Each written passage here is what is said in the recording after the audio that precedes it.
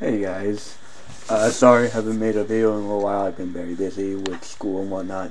I am here to make my top 10 best movies of 2012. Now keep in mind I did not see every movie when it came out this year. Zero Dark 30 doesn't come out in my theater till January 11th, so I'll be sure to see it then. And I never got around to see Silver Linings Playbook because it has been like avoiding going anywhere near me for so long. It's coming to my town in like somewhere in January, so I'll be sure to see that. But without further ado, let's get started. Just to mention a few honorable mentions, I have Lincoln, The Dark Knight Rises, yeah I know, hate me, and Cabin in the Woods, which just missed the cut. At number 10, I have Wreck-It Ralph. Wreck-It Ralph was just that animated movie that just comes out every year that you think, oh, it's not going to be that good, but when you actually see it, it's really good.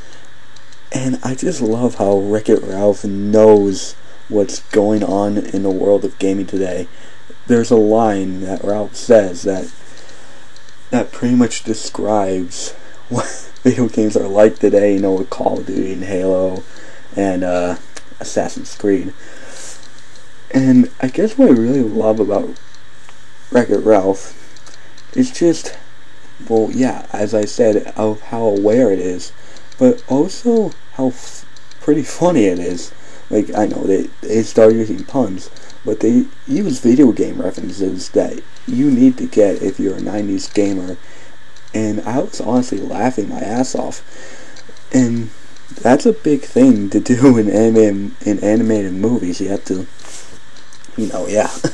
And I just thought that Wreck-It Ralph was just that charm for an animated movie that you get every once in a while after you see like a crappy movie. Like, I think I saw Pitch Perfect before I saw Wreck-It Ralph, and I did not like Pitch Perfect. But yeah, I love Wreck-It Ralph. Go check it out if you haven't yet. At number 9, I have Beast of the Southern Wild. Yeah, for a while, I'll admit, I did not care for the movie that much until I actually rewatched it. That's when the movie started to grow on me more. And I like the movie even more. I think what really makes this movie shine is the performances, and they are incredible. With the big emphasis on Kavashane Wallace, or however you say her name.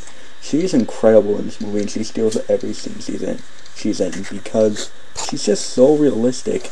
And the thing about her is she's a little girl. She's 6 years old. And I love how they could take that and just put it in a sense of realism, and that really struck me and pretty much everyone I saw the movie with. And I also love Dwight Henry in this because, well, he's realistic too. And this movie just looks so beautiful and is so intriguing. I was invested with the plot the whole time. And I'll admit, in the second half, it drags a lot, and it started to lose my attention and my interest.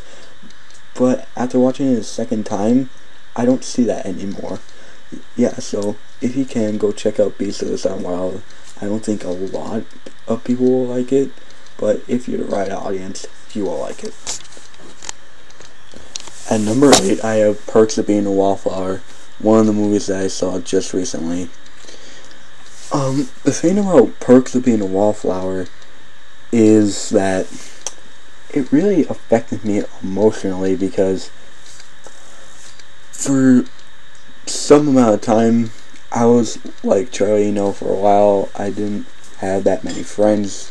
Well, yeah, I do have friends, but this was like back in elementary school for me. But yeah, this movie takes place in high school, but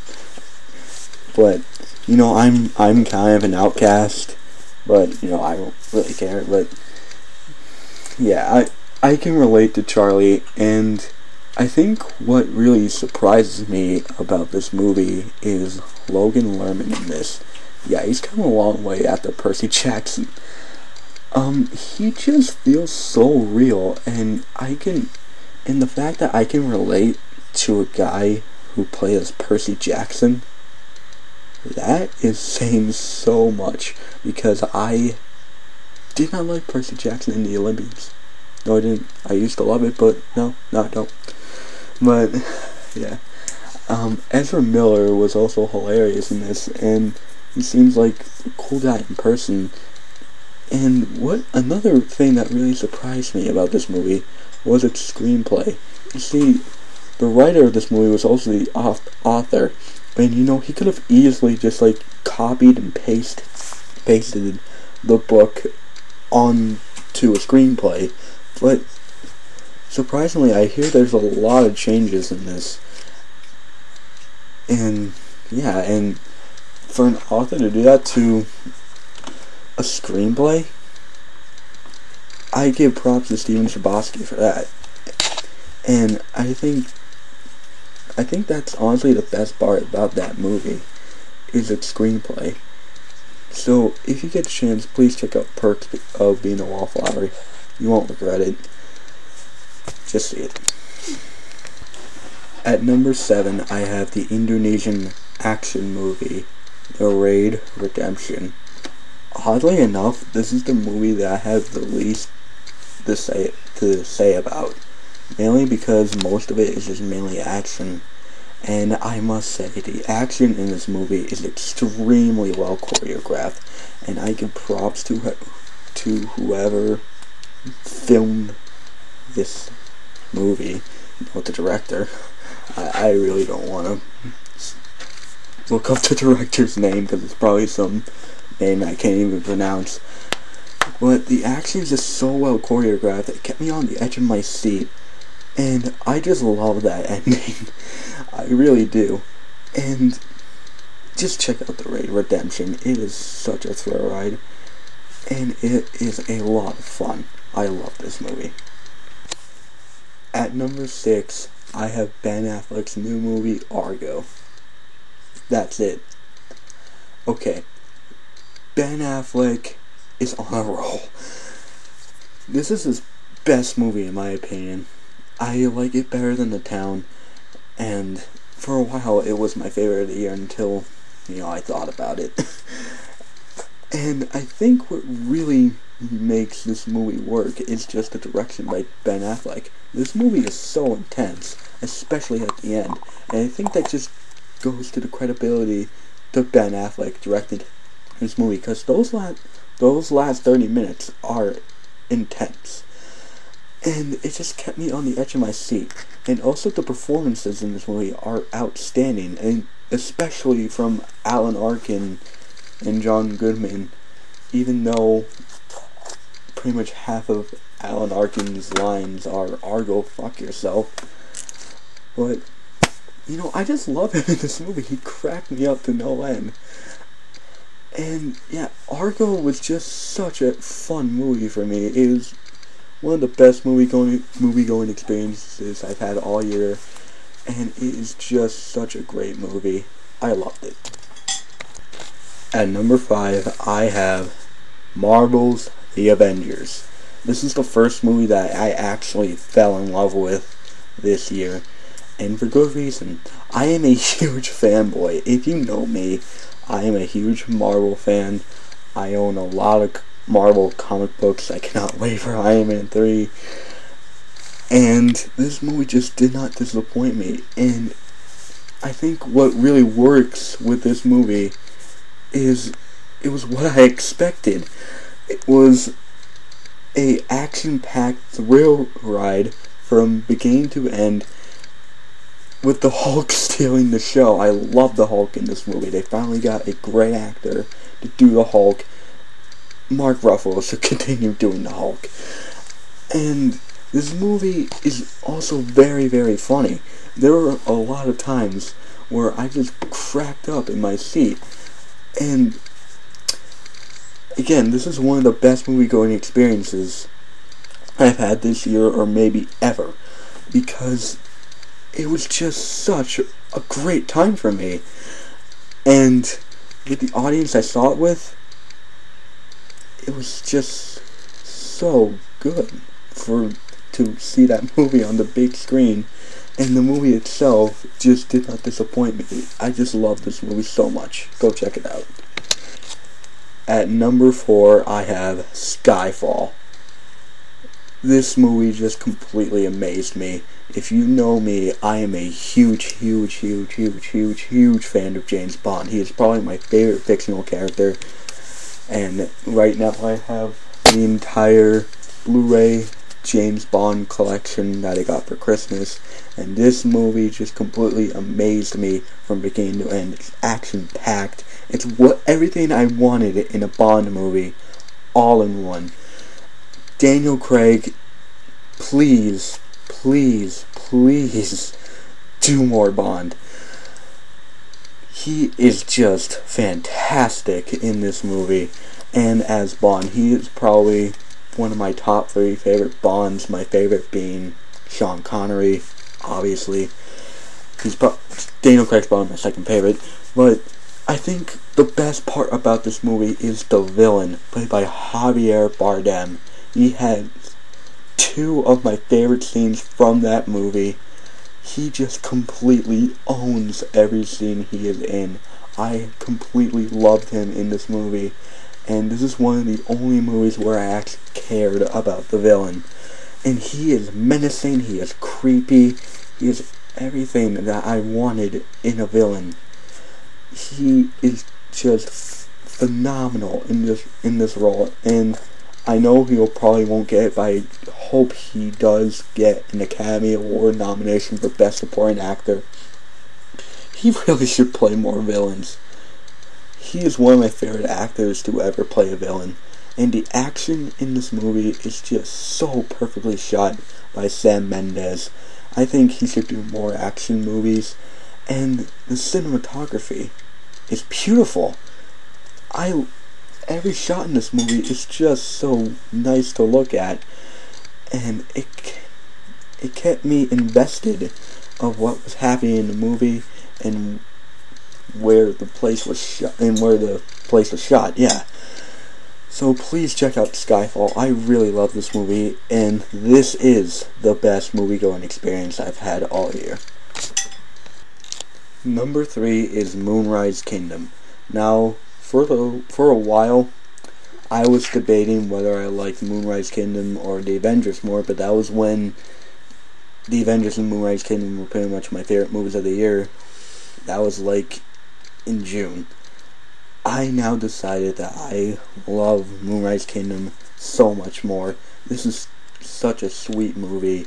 It's so fantastic, and everything about this movie works, in my opinion, anyways. Wes Anderson is one of my favorite directors, and he doesn't disappoint, in my opinion. And this is so far the best movie that I've seen him do, because to me, it's a really original plot. 2 12-year-old kids run away, and there you go. They just pretty much live their life as they're running away. You get their backstory, and it's just a sweet movie filled with lovable characters. Bruce Willis is fantastic. Edward Norton is great. The 2 kids are fantastic. That was the biggest worry for me, was whether or not I was going to like the 2 kids. They were fantastic.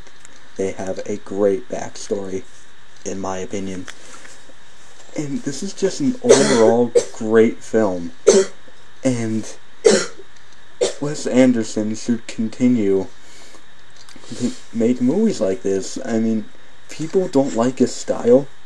I do. I think it's a very unique and interesting style that should continue on throughout his filmography. And I just love this movie so much. And I think it should get more praise than it is already getting, because some people do not think this movie is all that great. I think so. Number 2 is a movie that I just recently saw, and that is Django Unchained. Quentin Tarantino is back, and he just delivers another great movie. He just does not disappoint, even though I did not see Death Proof, but I hear that movie isn't really that good. But this is just such a great movie. It's everything that I wanted this movie to be times 10. It is violent, it has a lot of swearing, it has great performances, and it has excellent dialogue. My personal favorite performance was Christoph Waltz. I never wanted this character to leave the screen. He was just such a badass. He knows how to read Tarantino's dialogue, and he is just such a great actor. I want him to be in more roles like this, because I think that these kind of roles are great for him. His best performance being in Inglourious Basterds, but I digress. And Jamie Foxx is also phenomenal here too, mainly because in the last 30 minutes where he has his chance to humanize his character, and he does that so well. Overall, I really love Django Unchained. See this movie, it is a ton of fun. I love this movie, it is hilarious. I love it to death. And at number 1, I have Paul Thomas Anderson's The Master. Now, I think why I love The Master so much is just how well this movie is shot. The cinematography in this movie is breathtaking, and I had the opportunity to see this in 70mm film. I was amazed. This movie looks so gorgeous, especially the beginning shot of the ocean.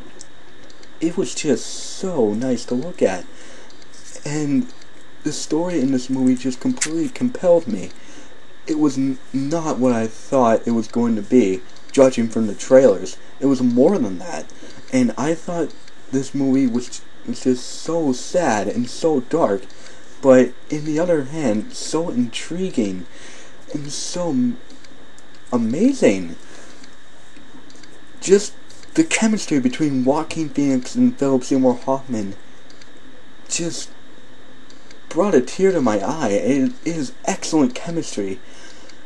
Joaquin Phoenix, given the Oscar, okay? He is phenomenal in this movie. He gets the best performance I probably have ever seen from an actor, and he definitely gives the best performance of this year.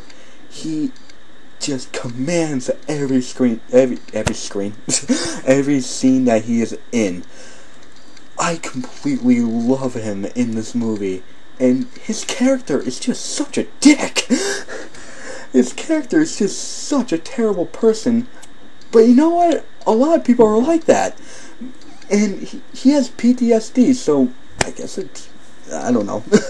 And Philip Seymour Hoffman is also great in this too, but I think that Joaquin Phoenix is the real standout.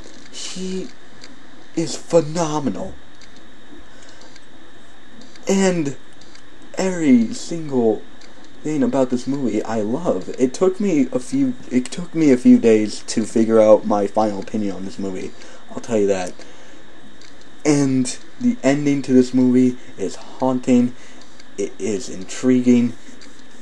It is what I wanted it to be. This is why The Master just completely worked for me.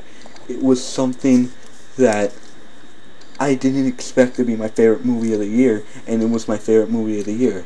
Now, Paul Thomas Anderson is my favorite director working today. I just hope he makes more movies like this. I never want him to, make, The Newest Romance by Paul Thomas Anderson starring Channing Tatum and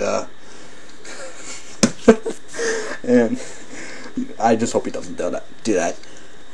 So yeah, The Master is my number 1.